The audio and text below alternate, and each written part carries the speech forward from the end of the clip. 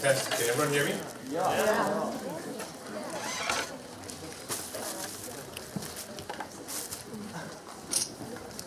Mr. Speaker, if you consider China to be a body, Tiananmen Square is its heart.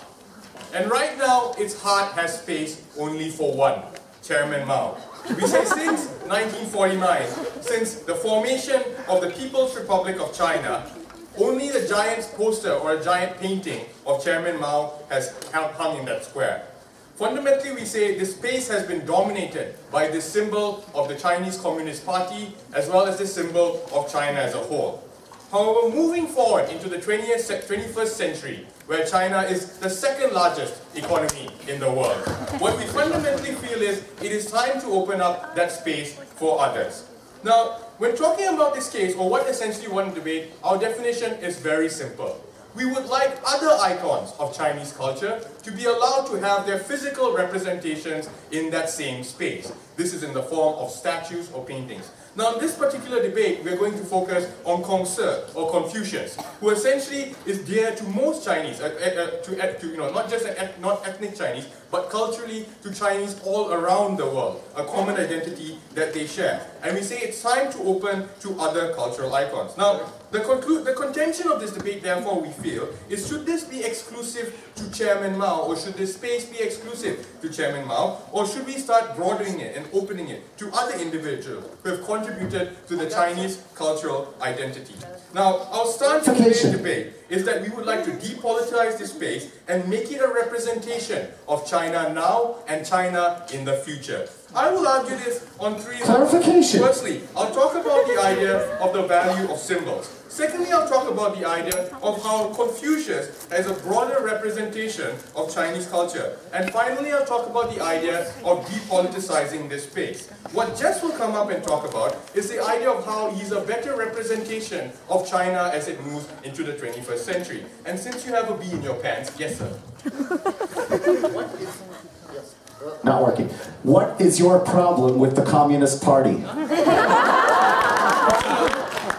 We have no problem with the Communist Party. We're not asking for Chairman Mao's picture to be taken down. But we say it is time, and the representation of China for better extends beyond just Chairman Mao. The man has his contributions, but he is not the sole contribution, and neither does the Chinese Communist Party have a monopoly on contributing to making China the great nation that it is today. On firstly, the idea of the value of symbols. Fundamentally, we say architecture, statues, paintings are a physical representation of the identity of that country. But more so than that, we recognize that the people they put forward as those representations, especially when it's individuals who are represented in paintings or statues, while not necessarily being perfect or not flawed, largely represent ideals these countries aspire to. That's why you have Nelson's statue in Trafalgar Square, because it represents a great victory by the state of the British state against enemies. That's why you have American architecture in Washington, D.C., largely following Greek architecture.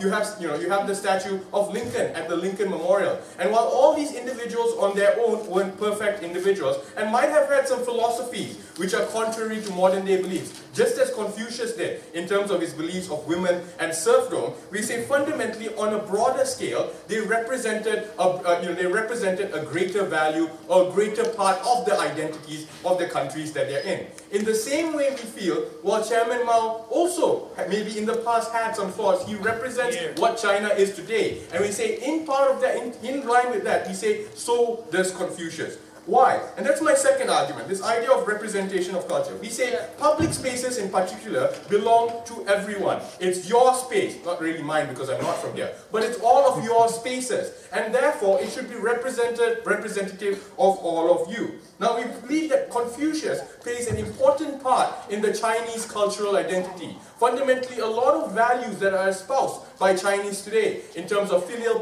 piety, in terms of living in harmony, in terms of seeking a path of of moderation. All those things are espoused in the teachings of Confucius, but also practiced in Chinese culture. And we say, therefore, if a space belongs to the people of a nation, it must be reflective of those people. Not reflective of the ideology of a party that rules it per se, but reflective of that state as a whole. More so than that, we say, in terms of China in China in 1949 and China in the year 2011, we say China is now in need of a broader representation. Chairman Mao and the Chinese Communist Party were representative of largely what is perceived in the world today as the People's Republic of China or mainland China. With the inclusion of Hong Kong and Macau in 1997, states which have a common Chinese identity, share a common Chinese culture, but might not necessarily share Chinese political history. We say we need representations of this state which extend beyond just the CCP, which extend just beyond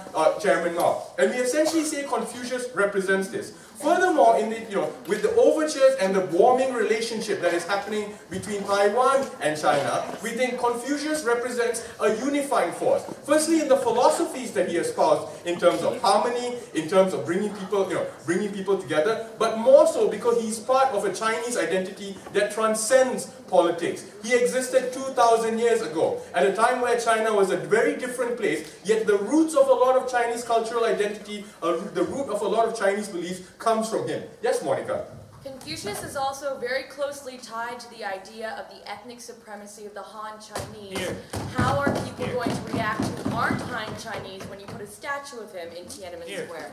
We say fundamentally, this is where we need to weigh out the broader identity. We don't think that the aspect of Chinese, the supremacy of the Han Chinese plays out so much in broader Chinese culture. The fact that China has chosen already to use Confucius as the namesake for its institutes elsewhere isn't a way of propagating the value of Han Chinese, but rather largely saying that this is a representation of our nation as a whole. They're not saying Confucius pro-Han Chinese Institute. This is the Confucius Institute of Chinese Studies. Finally, we'd like to talk about the value of depoliticizing these spaces. Essentially, besides being more representative, we think a space like Tiananmen Square, being a people's space, belongs more to the culture of the people. We think opening up a space to icons beyond just political icons, which is what Confucius is, because he wasn't a member of the Chinese Communist Party. Not just because it didn't exist at the time, although that's a practical reason, but more so because we think he transcends that value.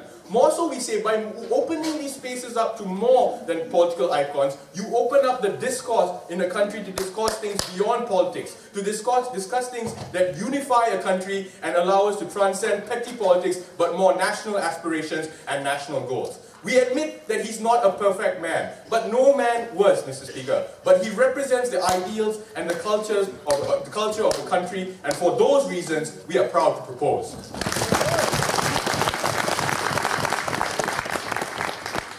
Thanks, Prime Minister.